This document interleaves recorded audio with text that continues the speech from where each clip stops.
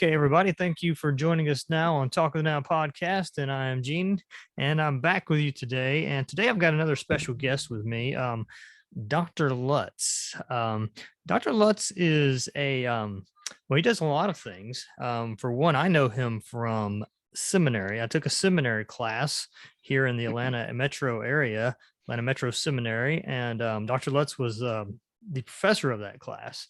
And it was a class on career, finding your calling and so forth as a Christian. And it was very insightful and helpful. I'll get to that in a minute, but just want to introduce Dr.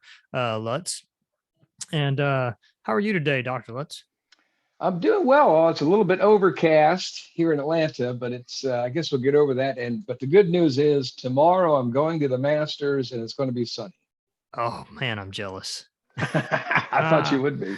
Yeah, I've been one time. I got to go during the practice rounds one time, and it was incredible. Yeah, it's a special place. This will be my sixth time, I believe.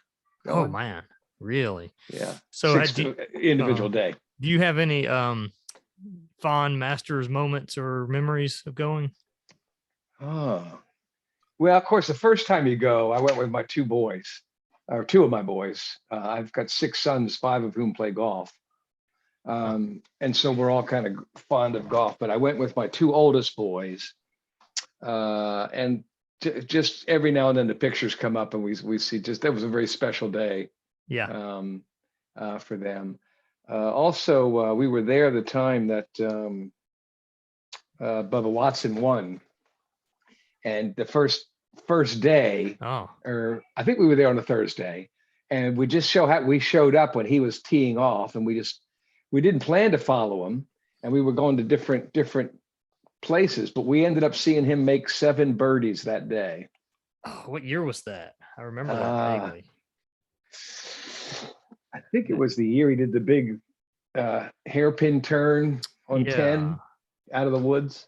Yeah. I want to say 10 years ago. Yeah, I was thinking it had to be at least 5+. Yeah, wow. I think it is. Wow. Okay. The one time I went was 2018. Were you at that one? Do you remember? Don't believe so. I think the last time I went was probably 6 years ago. Okay. I didn't know that you were a golf person. Wow. I may have to have you come on here and we'll talk golf one day. No, I'd love to. Yeah. I've member at Berkeley Hills Country Club, got sons that play golf. Actually, all of my sons at some point in their life have caddied at Eastlake. So I've over the years gotten to play down at Eastlake quite a bit. Okay. I am a beginner golfer. So I'm nothing special. Aren't we? We all are. We all are. Well, I guess I started playing more serious around 2011, 12, which in golfing years, it's like dog years to me. I mean, it's like you get to 10 years, you're finally a 1-year-old. Yeah, pretty much. But maybe one day we can go out and you can help give me a few pointers on a few things. Love to. Well, let's get while we're here. Mr. Thomas Lutz has a extensive background. If you could maybe give our audience a little bit of your background, how you grew up, where you grew up, how you got into the career fields that you're in and what you're up to these days. Yeah, sure. So I was raised in Baltimore and early on, was very interested in faith and had some people tell me that me probably make a good pastor. So I thought, well, okay. So I went to undergraduate school, got a degree in Greek and Latin in order to prepare to study Greek in seminary, went on, earned my master's degree right out of college. And then happened to, was involved in starting a church in the inner city of Baltimore, right out of seminary. And then paths began to diverge because the church couldn't afford to pay me a lot. And so I had some friends who were starting what I didn't know anything about business. We're starting a business and said, hey, why don't you come work for us? We'll give you the flexibility to do the work in the church and so forth. But we'll be able to supplement your income. So I said, that'd be great. So sure enough, I did that. And for several years, I was bivocational. So I was, working as a pastor, but also working as a business person. I tell people I speak 2 languages. I speak pastor and I speak business guy, which is a little bit unusual. And anyway, but fast forward, after a few years, the company was growing quite substantially. And they kind of said to me, well, we need you either to stay in the business full time or not. I chose, just felt like my calling was in the business, and I chose to stay there. And then fast forward to 20 years after we started it, we sold that business and it had 1,800 employees in 18 countries. Mm. And that was in the year 2000. Since then, I've took some time off just to think about what I wanted to do. That's about when I started playing golf a few years before that, when my two oldest boys were in college. And started doing some consulting. I always found I was good at strategic planning. So being able to think about, you have a destination in mind, but you don't really have a plan, and just sit down with a blank piece of paper and kind of work through that. And so then about 10 years after I sold the company, I had the opportunity. Now I work part-time at this point, at half, maybe 15, 20 hours a week. I do two primary things. One is I work with business owner roundtable groups. So these would be businesses that employ anywhere from, in the smaller company group, 2 or 3, up to businesses that have employed 500, 600 in the larger company group. And we work as a group of CEOs to run exceptional businesses, and then I coach each of them individually. What's unique about Convene is that they're all faith-based. So these will all be business owners who want help in putting their faith into practice in their work environment. And then I did a doctoral dissertation on working with those kinds of individuals on discipling C-level Christian executives years ago. And then so I've subsequently teach it where we met, Metro Atlanta Seminary. And then just as of a month ago, I have a book published on that topic of discipling people who work outside the church, and why God cares about the work that they do. That's in a nutshell. Yeah. Okay. And let's see. So, okay, that's a lot to, I guess, to unfold there. How did you? Let me start before we get to your book. That's one thing I do want to talk about. What is the Metro Seminary? Was that your first gig with teaching at seminary? That's the first and only seminary I've taught at. Yeah. Okay. That's correct. And I did my master's and doctoral work at Covenant Seminary in St. Louis, but Metro Atlanta is here in Atlanta. Okay. So is this what classes have you taught? I generally teach the introductory classes for the first year students. So it's Older Testament survey, Newer Testament survey. The class you referenced, which is kind of it's the class that led to the book, called Discovering Your Kingdom Purpose. In other words, trying to understand the work that you do outside the church in the context of helping the world to flourish and so forth. And then I teach a class on ethics and leadership. And I've taught several classes in the doctoral program. Oh, okay. Gotcha. So that's a good bit of that's a lot of students to come across. It is. Yeah. I love it. It's very enjoyable. Metro Atlanta is a little bit unique, as you well know. We're not heavy bricks and mortar, heavy academic. We do the majority of our work in kind of like the way seminary and graduate school used to be. Is there was a heavy dose of practical work in addition to your academic work. And that's what we do. And the name of your book was, again, sorry, what was the name of it again? Equipping Christians for Kingdom Purpose in Their Work. So, okay. I guess if you will, then maybe give us a little bit, starting off with the cliff notes of the book, if you will. Yeah. Well, I think it's, in essence, a lot of people don't really know what to make of Christianity because they don't understand that it applies to all of their life. Right. And I think part of that goes back to, and this is where my seminary calling and the CEO roundtable advising is my theology tells me I go back to a God who created me, not just to be a church member, right? But created me to be we use the term in the book, image bearer. In other words, to be like God, and to do three things that he when he put the image bearer in the garden, he gave him three instructions. Number one, he said, your first primary objective is to create abundance. We've often used the word fill, but the Hebrew word means create abundance. Is to take this raw material. I've planted a seed in there. Now your job is to cultivate that, to grow more wheat, to turn it into bread, to put it in bags, to put it on the stores at shelf at Kroger, take it home to somebody's table, create jobs, in other words, make this place flourishing is the Hebrew term. You've heard the term shalom that people have used. Number two, he said, this world has infinite potential. You will never exhaust all of the potential that an infinite God has put into the raw materials of this world. And so your job is to cultivate that potential. So for those that are creatives, whether it's music, art, science, technology, inventors, that's part of what it means to be a Christian. And then the third one is it's not safe. Wind is dangerous, electricity is dangerous, water's dangerous. You've got to bring those things under control in order to contribute to this flourishing society. And so that's a much bigger picture. And I'm afraid what too often has happened with our pastors is they've taught us, here's a phrase we use in there is when I say spiritual, you think non-physical. And when I say redemption, you think preaching the gospel.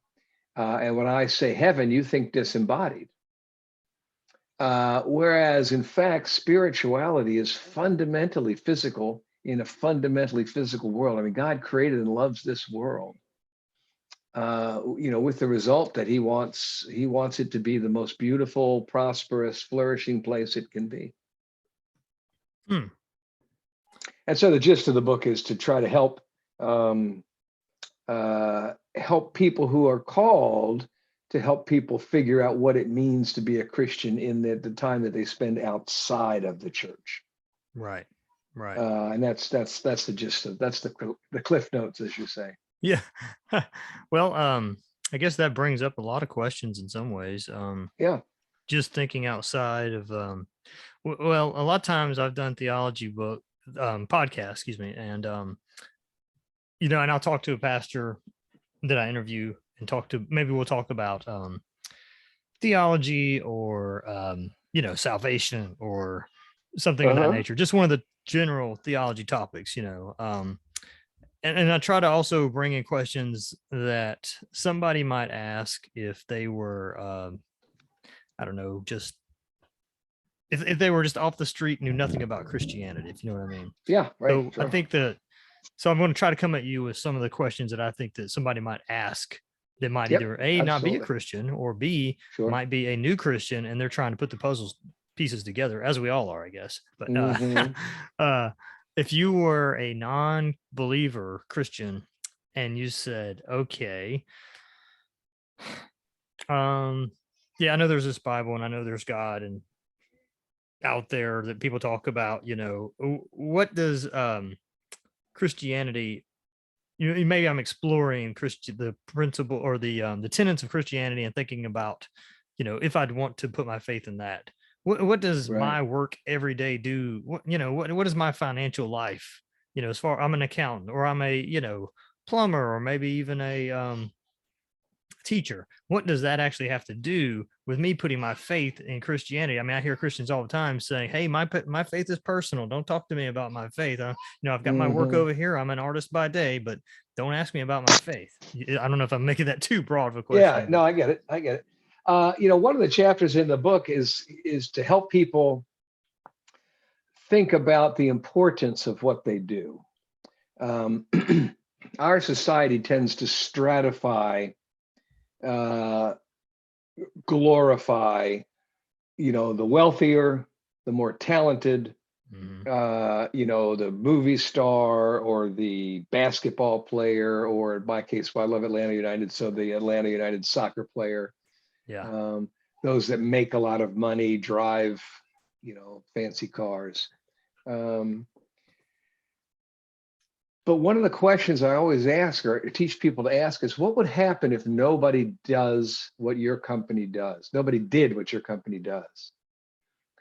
And all of a sudden you begin to, you ask that of someone who's a trash collector, Right. right? In some ways, our society says, trash collecting, what's that all about? Um, but think about it this way: if someone did not collect and recycle and everything the trash, we'd all be dead. Mhm. So is that an important role? Yeah, I think so. We noticed a lot of this during the pandemic, right? When things were shut down, nobody did police work. That's a problem. Nobody does fireman's work. That's a problem. Nobody does plumbing. Nobody does HVAC. The Mhm. world simply doesn't flourish without that work being done. Uh, and we need, as a society, we need, every now and then we get a glimpse, and we begin to thank those people. But we need every day to recognize that the work that they do is beautiful and meaningful and makes the world a much better place than it would be if they didn't. People that I've spoken in groups, and there was a company that did janitorial work. Yeah. We don't think about, it's you walk into a store every day, or you walk into an office building, or you walk into the city park here in Peachtree Corners, and everything's clean, everything's taken care of. We don't even think about the fact that a human being had to do that work. And that's a way, I think, if you start talking to people, all of a sudden faith becomes big, Yeah. right? It becomes life shaping, as opposed to something that happens on nights and weekends at church. You're probably really familiar with that Martin Luther King Jr. quote about is it a street sweeper or Street sweeper? sweeper. Yeah, Yep, absolutely. that's what that reminded me of. And I Yeah, can't think of yeah. the quote, but basically it was I saying, don't remember either, but I've heard it. I've read it before. yeah, it's Yeah, basically taking pride no matter what you do. If you're a street sweeper or if you're a, right. janitor or a Yeah, there's a CEO. famous story of, I think it was John Kennedy at Cape. It was called Cape Canaveral at the time. I think it maybe was reverted to that. They were called it Cape Kennedy for a long time. Hmm. He was just randomly walking through the place, and he saw a man who turned out to be a janitor. And he said, and so, sir, what do you do here? And, this guy who was, I mean, basically he was cleaning toilets and picking up the trash. He said, I'm helping put a man on the moon. Hmm. Right. That's the kind of thing we have to, yes, you are, because if you don't do the work you do, no matter how fancy the scientists are, the place is not clean. We're not going to be able to do the work that we need to do. So everybody's important. Yeah, yeah, that's absolutely true. Now, I think that looking back my teenage years when I became a Christian, it was hard to put certain things together. I might think that, oh, I want to become an HVAC technician. What does that got to Okay. do with my Christianity? You know, but that in a lot of ways to me explains it. I mean, people, we couldn't have our conversations as easily that we're having right now if the AC wasn't working behind us to keep us from Oh, sweating while we're yeah. doing this. No, absolutely. I mean, you think about, we quote somebody in the book that says, without all of those, the kind of work that we don't respect, if people didn't do that, we would still be living in caves and eating our dinner over an open fire. Mm. Another example, I was speaking to a group of business owners, asked that question: what would happen if nobody did what you do? And this one company was a manufacturer of what, I don't know if you would know the term, in construction we use the term fasteners. Mhm. So that would be brackets and hinges and nuts and bolts and hooks and anything that holds things together. Like the drywall, the piece of the drywall that you put over the edge. Mhm. And they just got laughing. He realized, I mean, just think next time you're driving down the road, look around the world. If fasteners didn't exist, you'd be living in a cave cooking over a fire, Yeah. Yeah. right? Right. So what does HVAC have to do with it? You want to be cool, you know, the only way you're going to be cool is if somebody changes those belts with regularity and excellence. Hmm. And I've always, since becoming more aware of the outside world around me, which to me falls usually for people somewhere in their mid 20s, just Yeah, kind of, you begin to pay attention. Yeah, yeah. when we I, first see outside of ourselves. right. I thought of Jesus, and it always fascinated to me. I don't know about you, that he was a carpenter. That was his Absolutely, trade. Hmm. absolutely. Yeah, Do you think yeah, that, I've always wondered, and I don't know if you have a perspective on this, is is there probably some significance in the fact that he was indeed a carpenter? yeah, yeah. The Greek word is actually tekton and would probably more likely be a builder. Mm, There's very little wood in the Holy Land, so chances are he didn't do a lot with wood. He probably did most of it stone.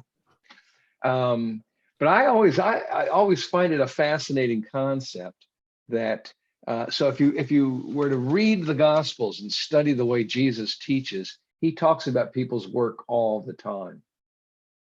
hmm. If you think about the parables, you could not name to me a parable that doesn't have somebody's work as the you have to understand somebody's work before you can understand the parable. Hmm.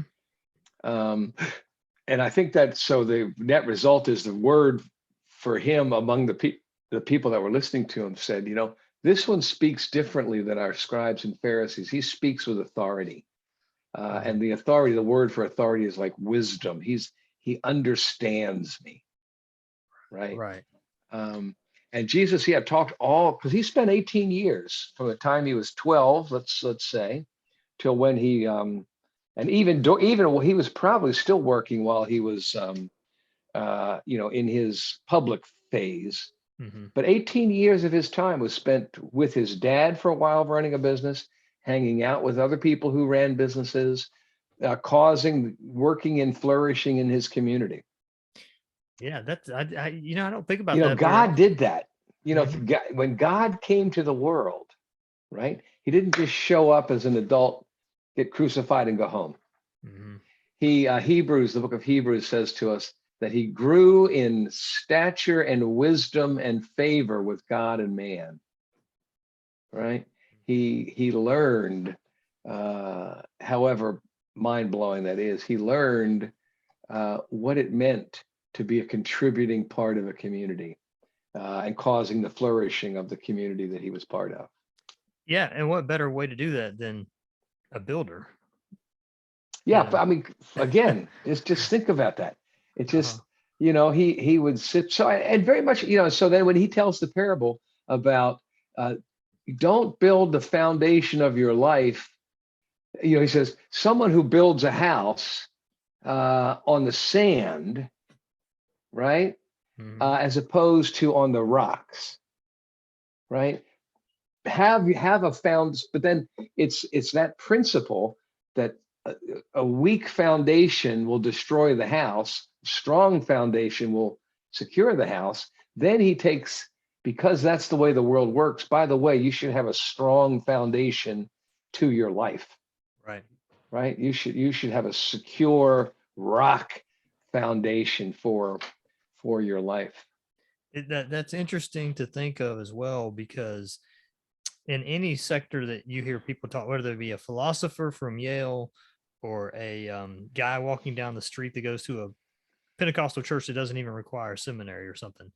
Not many, Hmm. most people look at Jesus as a philosopher, a spiritual leader, but they don't oftentimes talk about his practical everyday manness, if you will. Right. Yeah, I mean, a builder, a stone builder in those days would have been a pretty hefty person. Mm.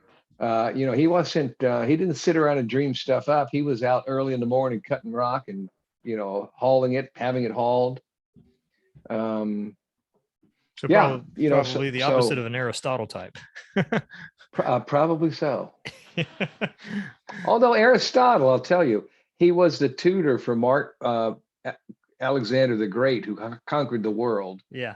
So he probably wasn't much of a lightweight himself. Or I guess I'm thinking of like maybe not, Aristotle might have been a bad example. I was thinking of the Greek philosopher that walks around in his toga, in ancient Greece, philosophy. Socrates, probably. Socrates, probably, yeah. Yeah, who would stand there for hours staring off into the sky. Yeah, yeah. Right, I think Jesus was probably, but it is kind of interesting too to think about. Well, let's look at the other. I don't know if you call him principal person of the New Testament, but Paul. Sure. What was Paul's trade? Was he Paul was a tent maker. Paul was a tent maker, which meant Paul spent, his specific strategy. He did not want to be paid by the church. He refused to be paid by the church.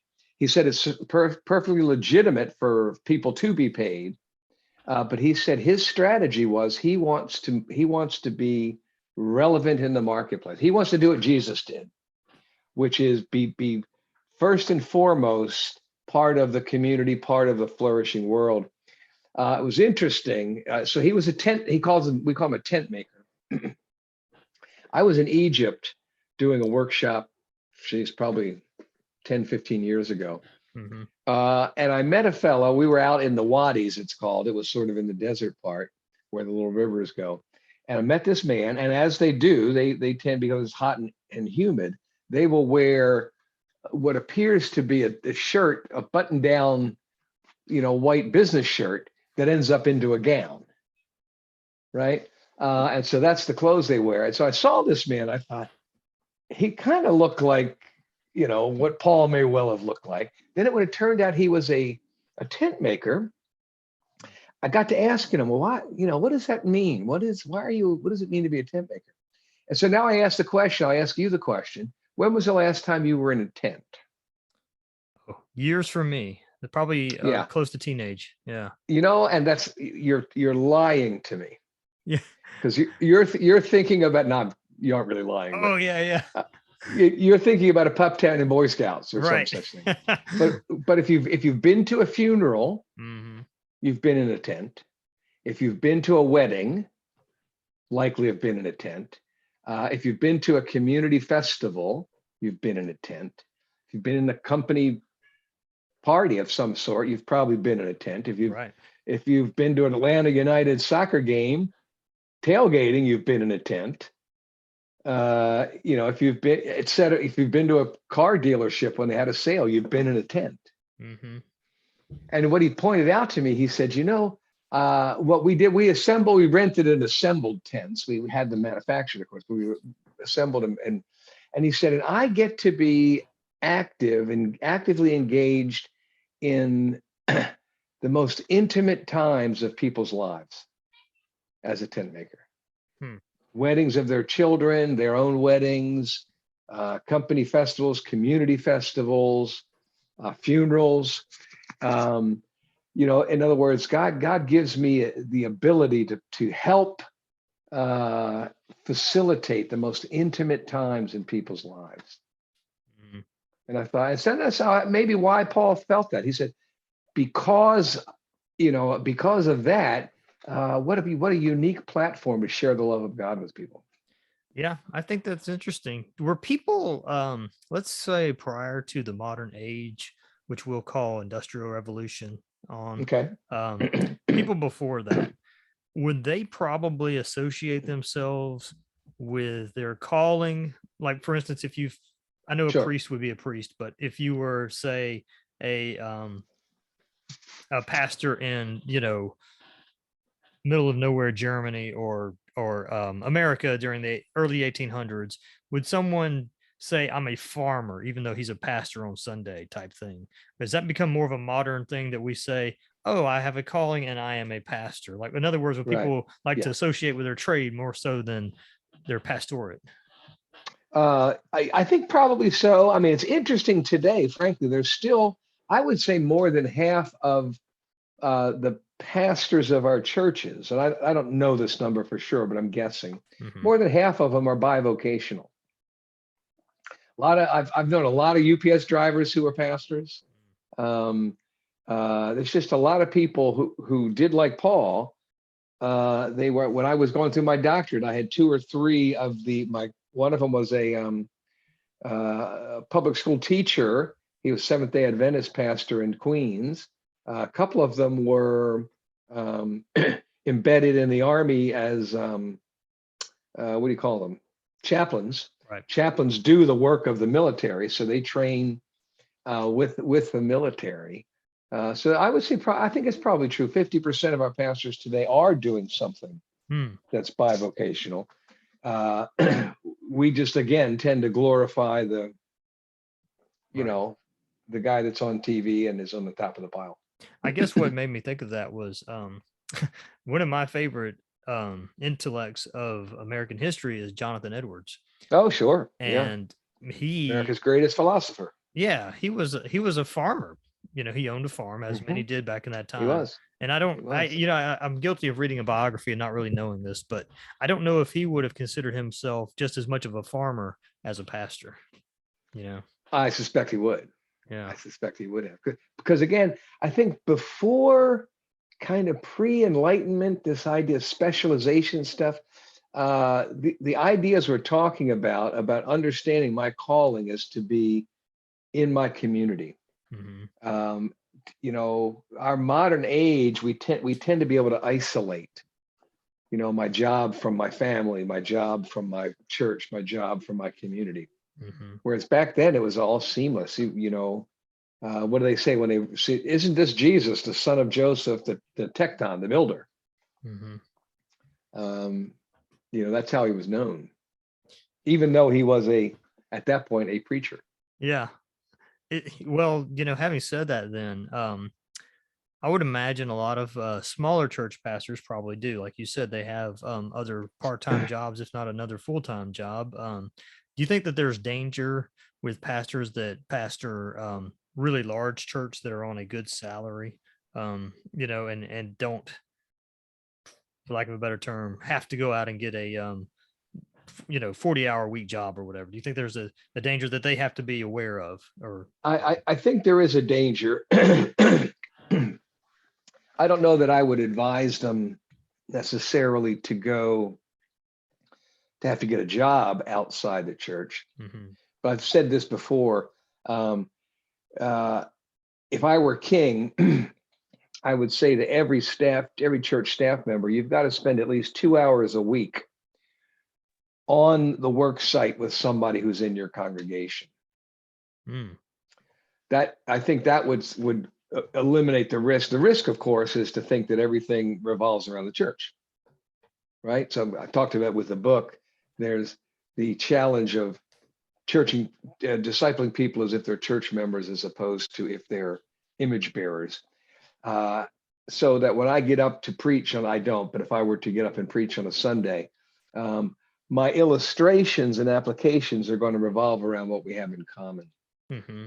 So that would be, we both have a family, we both play golf, we both are runners, whatever it might be.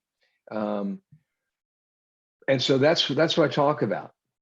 I make application illustration to the things we have in common. What I don't make application to is the work that you do, because I don't know what it is. Right. With the consequence that, or not consequence, but so if everybody on staff had to go and actually spend 2 hours walking the floors of the factory with their parishioners, then they'd begin to apply they would know how to help you put this spiritual truth into practice in your life, because they've just been there. Yeah, that makes sense. And I know that every person, just like a fingerprint, is different. But I tend to think I've been advised to go to seminary, maybe get involved with the church deeper as far as pastorate or whatnot, and that's still on the table for me. But when I think about who I am and what I like to do. There are a lot of things that I like to do, obviously podcasting, but I'm a creative type person. I like to draw and paint. Graphic design stuff kind of intrigues me. Doing stuff with that as well. And so if I did become a pastor, though, I would like to think that, even if I'm spending 30 hours a week, whatever it is, 20 hours with sermon prep and doing things that a pastor does, I would hope that I wouldn't lose sight of the things that I, you know, Yeah. still being an artist and still loving to work on Right. cars. Yeah. Well, again, that's the thing. The thing about that is you're not just a theologian. Theologians don't have theology doesn't happen in the abstract. Mhm. It happens in when the dirt under the fingernails activities, because that's what theology is, the study of God. God is the creator of that physical stuff, Mhm. and he didn't, it's not just a bus stop on the way to heaven. This is where you'll spend eternity, Mhm. as God intended, right? Now there's problems. It's been corrupted. That's part of our call is to overcome that corruption. But we're given in the scriptures this picture that there will be a day when, absent sin and absent the curse, we will operate this world in a flourishing manner. Mhm. And that strikes me as that's a pretty interesting future. A place where I'm living in a community, the work we're doing, we're still running the city, but nobody lies to me, nobody cheats me, nobody fails to keep their commitments to me. Uh, you know, they tell me the truth, which is in short supply in our world today. Mhm. Yeah, that's Yeah. that is interesting point. I mean, for younger believers or people that don't understand Christianity, the uh, the next world is a whole different holy concept, I guess, in some ways. But Sure. Yeah. that's true though that God is going to redeem this world, and in redemption, we're not just going to be floating in the sky, playing, doing what do you call those things? The Cartwheels, yeah, car wheels are floating around. pirouettes. Yeah. Yeah. I mean, redeem means to buy back. It's essentially to take us back to what we were originally created to be, which was custodians of God's physical world. Hmm. Another thing I pulled up your book, by the way, and the Oh, okay, contents great. off of Amazon, and we don't have. I mean, there's a lot of content, so maybe we'll come back to it again one day. But just looking over some of the things, it looks like you talk a lot about discipleship. One Right. of the things that I've asked a few pastors before is how, in a broad sense, I guess, or specific, however you want to say it, what does discipleship really look like to you? I mean, and I say that because to me, there's been a lot of stereotyping of what discipleship is, and I guess a lot of, in my experience at least, you would have people that their understanding of discipleship was, I should be in a group with three guys, and we should study XYZ, and we should do this and pray this way and do this, and that should be my discipleship group. But it's a lot Right. broader than that, isn't it? Well, it sure is. And again, part of that is this: when we think in terms of discipling people as church members, is what you've just described, Mhm. right? We want them to be good church members. We want them to pray the way we want them to pray. We want them to sing the way we want them to sing. We want them to conform and be in the groups we want them to be in. And so it's trying to get everybody to be the same. Whereas your calling, that's an important part of your world. Whereas I'm not discounting, you're an important part of a Christian's life calling is to be an active, supportive member of their church. But there's so much more to it. It's so much broader. And so for me, discipling, rather than me as a pastor trying to teach you to do what I'm called to do, is for me to understand, like insurance is a perfect case in point. Where would the world be without insurance? Mm. We'd be back in the Stone Age, right? And it's, 2 Corinthians 8 and 9, the Christian philosophy, Paul's philosophy of economics was, when you have abundance, we should use that to ameliorate the lack that others are experiencing, in order that when they're reestablished, their abundance can ameliorate the suffering that you have. That's what insurance does. I buy insurance. I pay insurance for, I till I was 40, I paid insurance every year on my house. And then in when I was 41, we had a house fire, right? all of a sudden, they had to spend $260,000 to bring my house. I didn't have $260,000, to bring that house back up to speed. But because other people were flourishing now, we're continuing to pay. The insurance company had the money to pay that. And that's the way we got to teach. So I have to, if I'm back in a pastoral role, me to disciple you is to help you understand how important what God's called you to do is in the world holding together. I like that. That's very good. Well, Dr. Lutz, I appreciate you coming on. Is there any other points you might like to make about the book? No, it's just go buy it. You can. It's available on christianbooks.com. You can buy it today on there. There's still Amazon. You can pre-buy it. BarnesandNoble.com, HendricksandRose.com all still have a release date of April 19. Or for those who are, I don't know how many of your folks might be Perimeter Church members, but it is available at Perimeter Church bookstore. Oh, okay. So equipping Christians for kingdom purpose in their work, a guide for all who make disciples. Yes, sir. That's, if you're a Christian, you're called to make disciples according to Jesus, right? So absolutely. That's everybody. Yeah. It's got a pretty big target audience. All right. All right. Well, I appreciate you coming on today. Gene, it's been a pleasure. Thanks for having me. Yeah, absolutely. And we'll talk about golf maybe next time. I don't know. Or some more. I'd be happy to. Thanks everybody for joining us.